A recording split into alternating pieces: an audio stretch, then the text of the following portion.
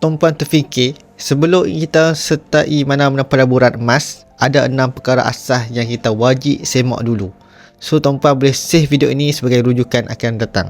Yang pertama, jangan beli emas kalau kita hanya dapat sekeping kertas saja. Pastikan emas itu benar-benar wujud dan boleh kita miliki. Senang cakap, boleh pegang sendirilah. Yang kedua, jangan mudah percaya kalau ada yang menjanjikan hibah ataupun pulangan tetap daripada emas tersebut. Emas bukannya skim cepat kaya, tuan-puan. Yang ketiga, jangan biar yuran ahli semata-mata nak dapatkan harga emas kononnya lebih murah, kemudian disuruh cari ahli baru untuk dapat bonus. Semak betul-betul modal perniagaan mereka. Keempat, jangan serahkan semula emas kepada penjual semata-mata nak dapat keuntungan. Keuntungan sebenar daripada emas ialah beli ketika harga lebih rendah dan jual apabila harga meningkat.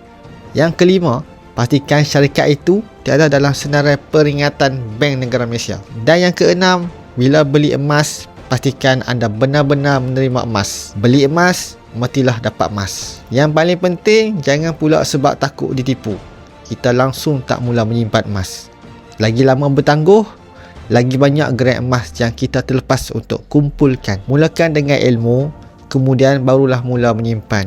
Jadi tuan-puan dah jelaskan penjelasan saya. Kalau tuan-puan berminat nak mulakan tabungan emas, tuan-puan boleh isi borang set up di bawah ini. Saya akan guide satu persatu sehingga tuan-puan kaya dengan simpanan emas.